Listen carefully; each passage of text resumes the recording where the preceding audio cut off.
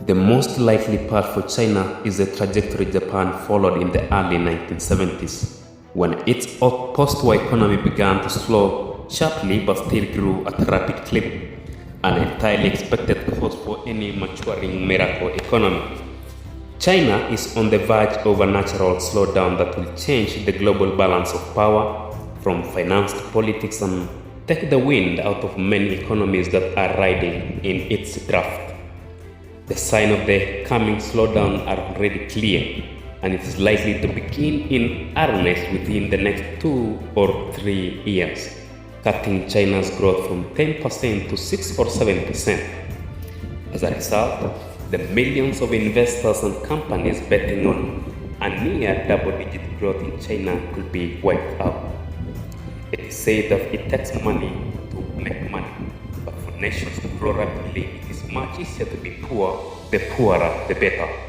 Per capita income is the critical measure because a growing pie doesn't change a nation's circumstance if the number of mouths needed to feed is growing just as fast.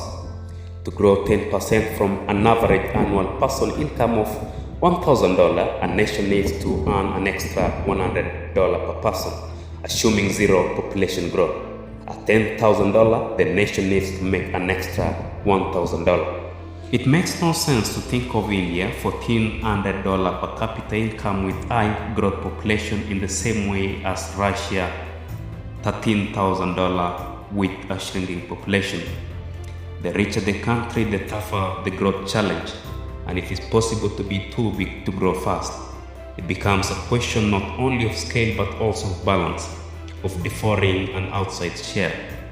In 1998, for China to grow its $1 trillion economy by 10%, it had to expand its economic activities by $100 billion and consume only 10% of the world's industrial commodities, the raw materials that include everything from oil to copper and steel.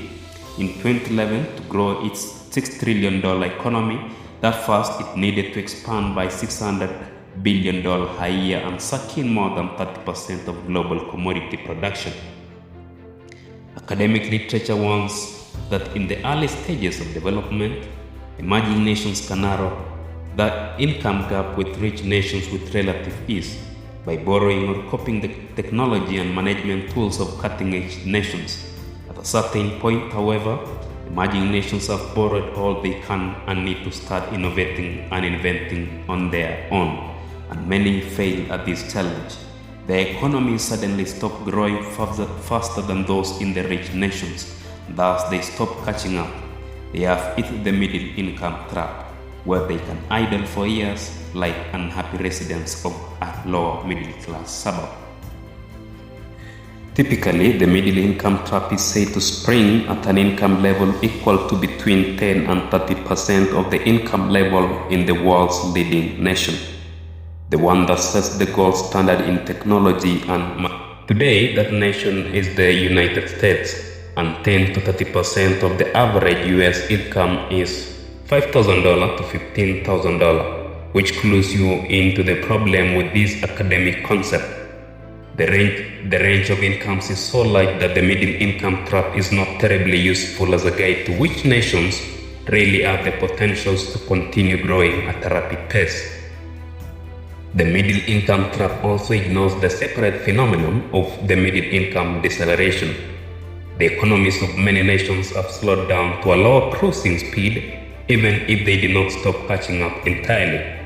This has been the experience of even the most successful growth stories in modern history, including those of Japan, Korea, and Taiwan, which witnessed an early deceleration at an income level equivalent to where China is today. After adjustments are made for changes in the exchange rate, China is at roughly the same income level of around $5,000 as Japan in the early 1970s, Taiwan in the late 1980s, and Korea in the early 1990s. Though they all continued to catch up to the United States, they did so much more slowly, with growth rates falling from around 9% to 5% for many years. Given the similarities between China and these export-driven East Asian predecessors, one could argue that these are the cases most directly relevant to China. where 4 percentage point slowdown will take the growth rate to 6%. China can continue to push for double-digit growth by paying workers to build trains to nowhere, as Japan built bridges to nowhere in the 1980s with disastrous result, or it can change its growth target, and that appears to be the plan. In the last decade, the main driver of China's booms was a surge in investment share of GDP from 35% to almost 50%, a level that is unprecedented in any major nation. Investment spending includes everything from transportation and telecommunication networks to office buildings and equipment, factories and factory machinery, all the stuff that lays the foundation for future growth, which is why this is a critical indicator. China was spending more on new investment, basically pouring more concrete than the far larger economies of the United States and Europe, where the investment shares of GDP were about 15% and 20% respectively. The investment effort focused on building the roads, bridges, and ports needed to turn China into the world's largest exporter, doubling its global export market share to 10% in the last decade. This spending spree can continue. By 2010, the government had already laid out plans to cut back, lowering the pace of new road construction from about 5,000 miles in 2007 to 2,500 miles in 2010. And announcing a 10% cut in spending on new railways for 2011.